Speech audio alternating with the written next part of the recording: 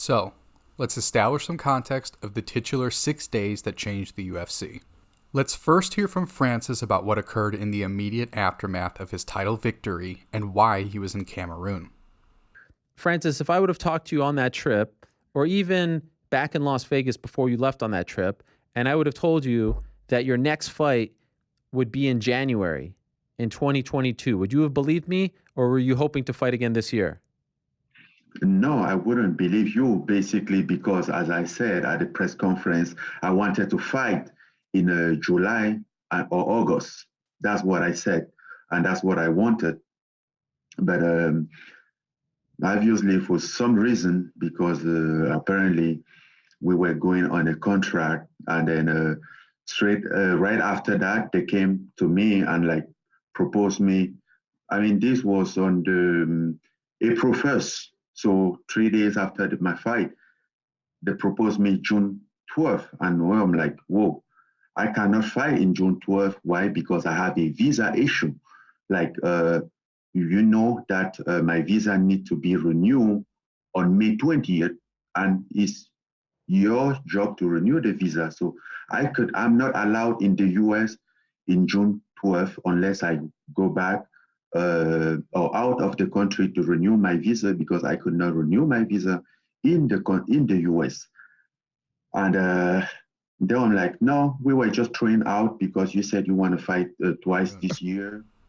So Francis needed to renew his work visa, but also had to exit the US to do it due to the laws surrounding the work visa.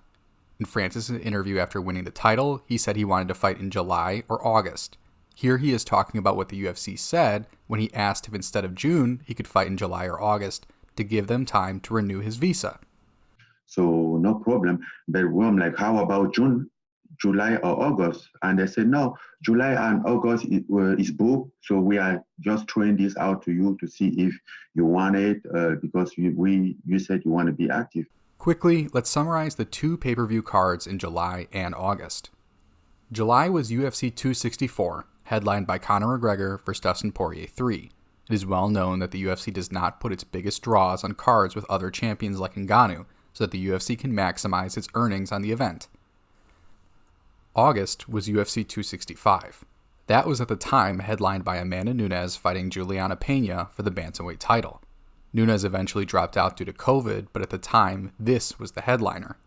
So back to Francis' interview about the proposed June fight.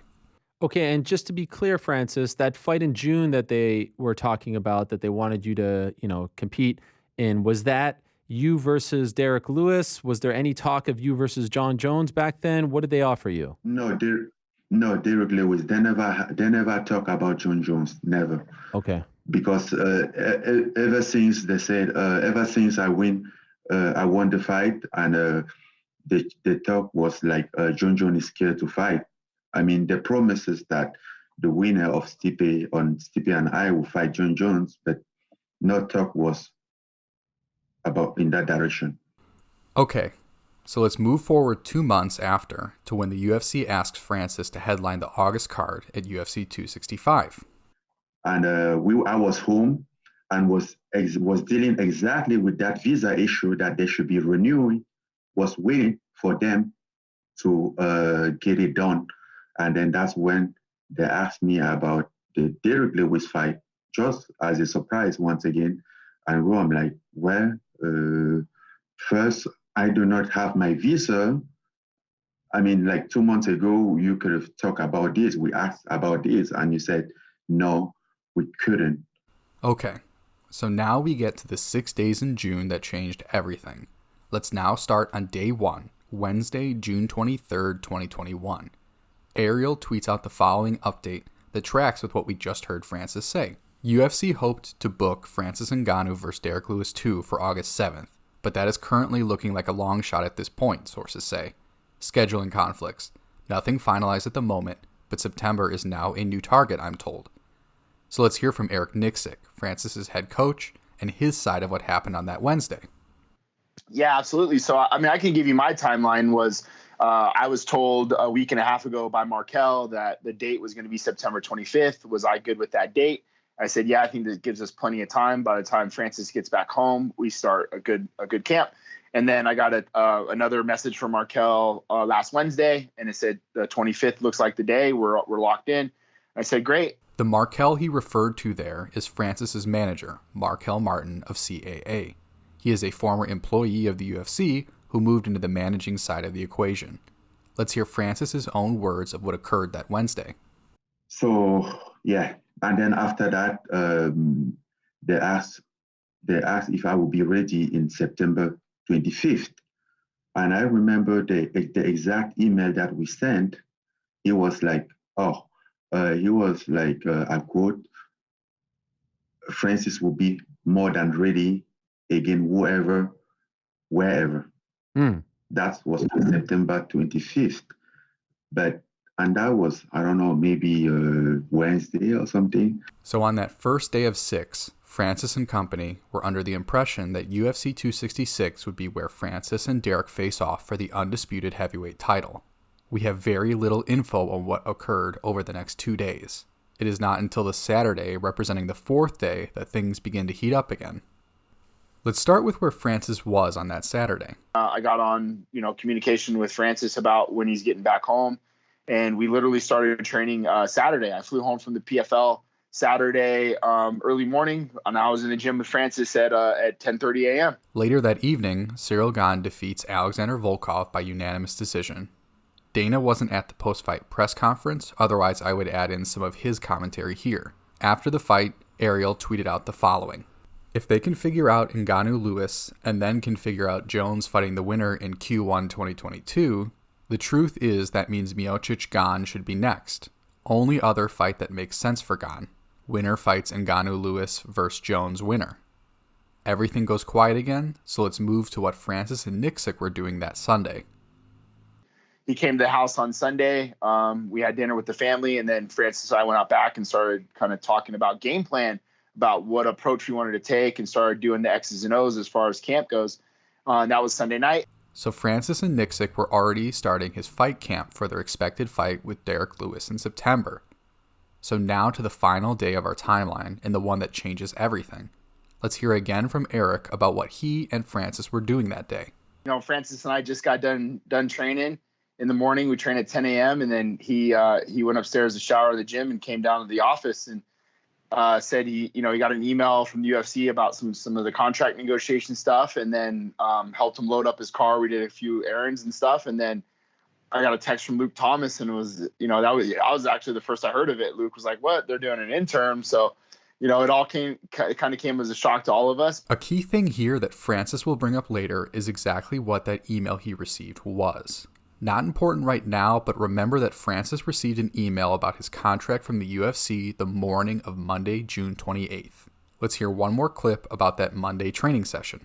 And then Monday morning, we trained at 10 a.m. and got our workout in, and that's where you saw the picture with Brandon, Moreno, and Francis and all the boys in the room.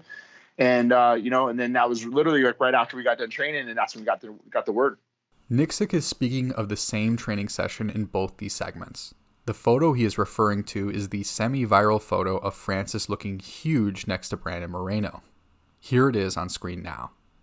Let's hear from Francis again. You didn't get a heads up that they were going to make this fight, that they were going to make this announcement, the interim title fight between Cyril Gane and Derek Lewis? I heard the rumor on Monday morning. But what I figured out that something wasn't right because they sent out the extension letter. Huh.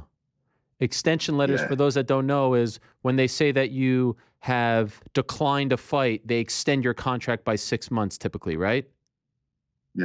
Yeah. By the way, even the one on June 12th, and then on May, they sent another extension letter. So that email Eric was referring to earlier was that extension letter. And as Helwani explained, this was an indication that the UFC had changed gears from the September fight. The rumor was then confirmed by this tweet from Brett Okamoto. Derek Lewis will face Cyril Gane in an interim heavyweight title fight in the main event of UFC 265 on August 7th in Houston, per Dana White.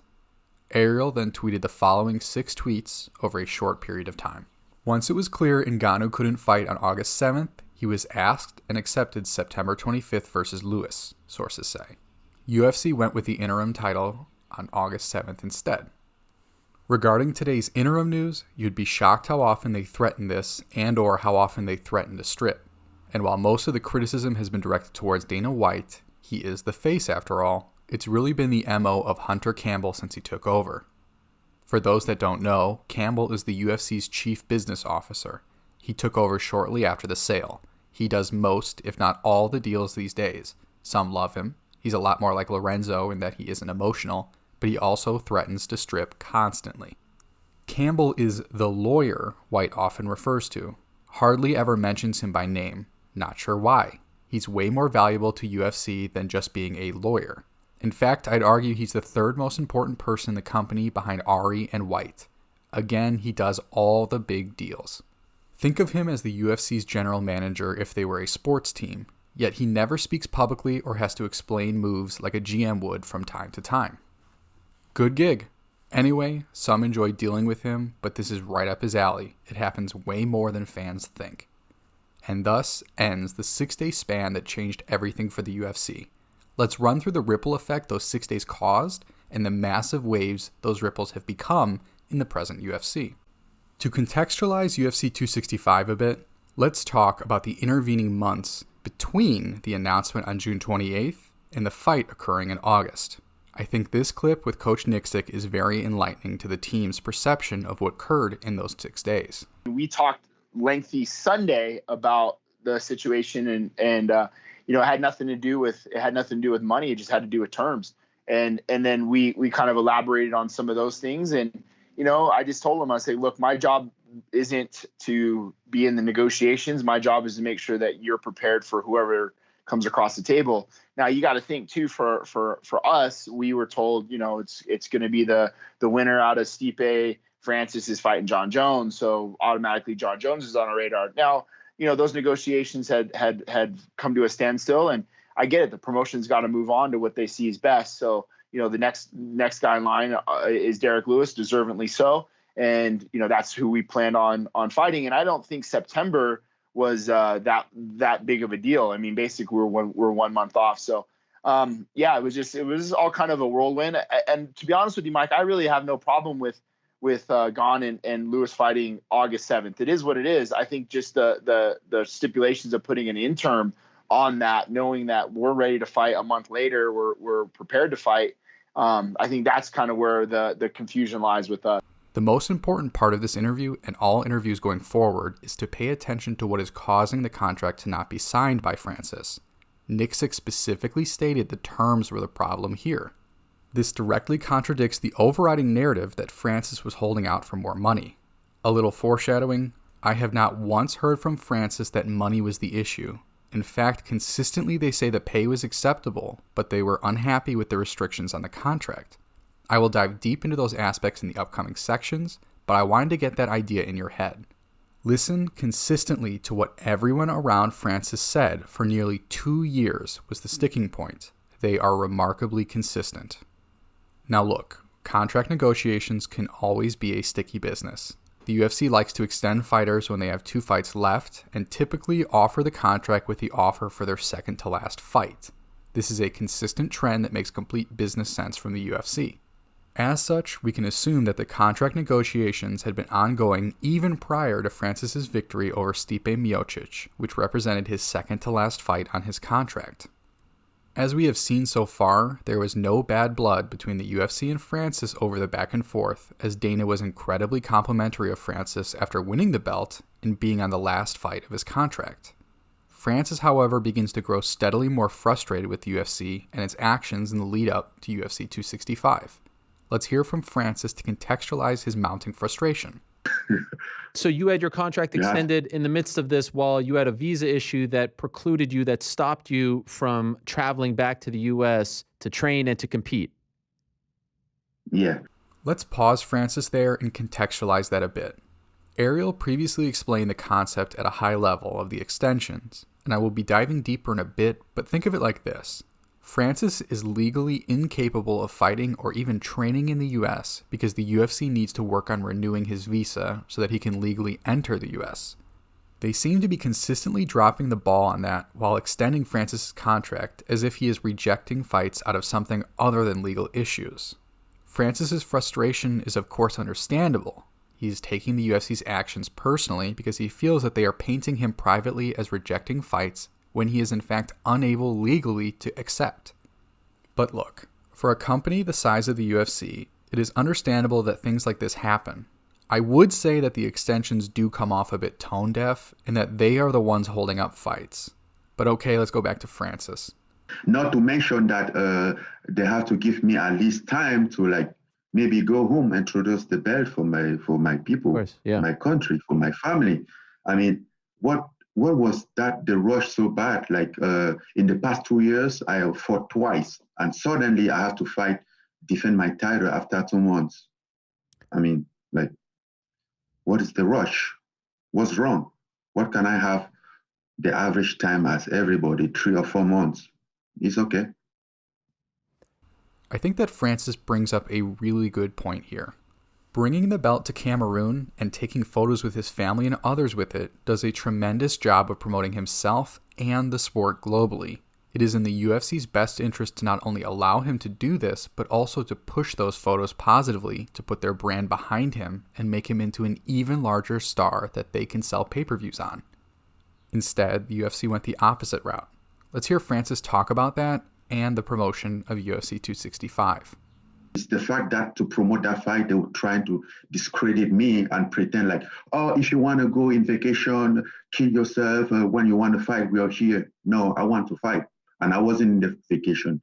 And they used a video from Embedded to play that game, pretend to discredit me and showing that I was in vacation. Here's what I will say on this. I looked through Embedded and the broadcast and didn't find the specific point of him in Cameroon. I do, however, remember it from the broadcast, though. As such, I started digging and looking through all the pre-fight promotional material to see if I could find it there. Unfortunately, the UFC has seemingly deleted most of the promotional work for that event, but I was able to find the UFC Countdown special in French. I had a friend translate it for me and found a specific section that backs up Francis's characterization of the UFC's promotion of the event. We have a real freak athlete here. We have a 1 in a million human being in Francis Ngannou. This man is a savage, okay? Les poids lourds de l'UFC sont dominés par le champion Francis Ngannou. He has unbelievable power. Now Miocic has to enter the fire a little bit to force Francis to fight him. Out cold. Oh my gosh! Francis Ngannou can finally call himself the greatest heavyweight in the world! Une force incontournable. Francis Ngannou looks like a superhero who has just lit this division on fire. Qui a une victoire par soumission There's the tap! ou par KO contre chacun de ses adversaires dans l'organisation. He's too powerful. And when he lands, it's good night. Ngannou closes the show! Sauf un. Derek Lewis is an absolutely legitimate wild man, but he's a heavy-handed knockout artist, and I cannot imagine this being anything other than chaos for as long as it lasts. And he's one of the only human beings crazy enough to call for this fight. Either one of these guys could knock any human being into another dimension with one shot. I call this staring in the mirror to my guys. You're just looking in the mirror. You gotta fake. You gotta move in and out. At least give a feint. Except Francis isn't really throwing. If you would have told me it would be 3 minutes into the first round and Ngannou never even threw a shot, I would say you were crazy. That fight right there still haunts me till this day. Oh! Lewis with the first real crack. I wasn't satisfied with it. Well, you got Derek Lewis, who apparently has a little bit of an injury, and you can tell he's thinking about it. But as little as he's doing more. I'm not satisfied with none of my fights that go decision. This is so crazy, though. It's so weird to watch. What the hell? Did not see this coming. At all. Derek Lewis can win this fight. Oh, he's going to win this fight. I think he's going to. He's winning this fight 100%. For the winner by unanimous decision. Usually I'm in exciting fights. Oh! Loads up on the right hand and lands. That's it. That's it. Well, we build Derek Lewis as perhaps the biggest puncher in this heavyweight division. Man, he is a nightmare when he's on top of you. The Black Beast strikes again. Nice combination. Oh, he's it. That's it. That is one frightening individual. Let me touch you a few times, and that'll be it, and I get the win. So look, I try to keep my opinion as far from the forefront as possible in these analyses, but I will interject here. There is really no logical business case for a promotion to do this unless they were trying to bury Francis, to borrow a wrestling term. They are actively harming his star power, which itself harms their ability to sell him as a superstar and cash in on his fame. This reeks of spite rather than actual business logic. Let's go back to Francis for one more point here that reinforces and distills what Francis's frustration is. My only problem is that they want to discredit my title. That's the only problem. But I cannot control what other people do. And basically, when they do stuff right, you cannot take credit to Cyril for that. You cannot blame him for anything. He done everything right. So the only thing that kind of like bothers me a little bit was the position that they was trying to give in me. So let's move on to hear Dana's first comments on the specifics of this fight and the controversy the interim title generated. Talk about this interim title. I know you don't care what the feedback was, but I just want to know how you look at interim titles. Like, do you look at an interim title as like last resort kind of thing, or do you think, hey, maybe we could see more of this? This interim title is awesome. You have a guy who's undefeated and a guy who beat the champion. You have the two best heavyweights in the world, for sure, fighting for the title. And what happens is when they fight Francis, it's like the old days of the IBF versus the WBC champion, and you unify the belt. That's exactly how I look at it. I don't want to jump on Dana too hard here, but he consistently has talked in the past about how much he hated this sort of unifying the belt concept. One last point, John Morgan asks here about Dana's relationship with Francis. How's your relationship with Francis now? I know he wasn't initially happy about how this all played out. Have you guys talked and listen, Francis and I are whatever we are. I was all Francis, and we had a little issue after before the first Stipe fight, and we've been what we are ever since. I don't dislike Francis. We'll get it done. Try to make him happy and see what we can do. Notice that nowhere in there does a reference to money come about. I think that Dana completely recognizes that the issue Francis is having is frustration over how the UFC is handling promoting him, or in many cases, burying him. So while they are debating that, they both seem aligned on what the issue is and have in the past fixed it, as said by Dana. So moving on, the fight occurs and Cyril knocks out Derek. The stage is set for a truly all-time promotional windfall for the UFC. Dana was asked if they had thought of leapfrogging Francis for Cyril's next fight. A truly stupid question to which Dana put to bed. Nice. You made it clear, obviously, the next fight is the unification fight. Francis Ngannou is next. Francis came out this week and said it's been radio silence from the UFC. He hasn't heard anything. So there's nothing to hear. He wasn't fighting this weekend. What was there to hear? So do you have any idea how when that fight could possibly happen, or how soon you'd like to do it? Do I ever know the night of the fight, when that fight will happen? Sometimes, every now and then. Never. I never know. So, ASAP, we'll get it done as soon as it's possible to do. So let's set the stage for UFC 270, shall we?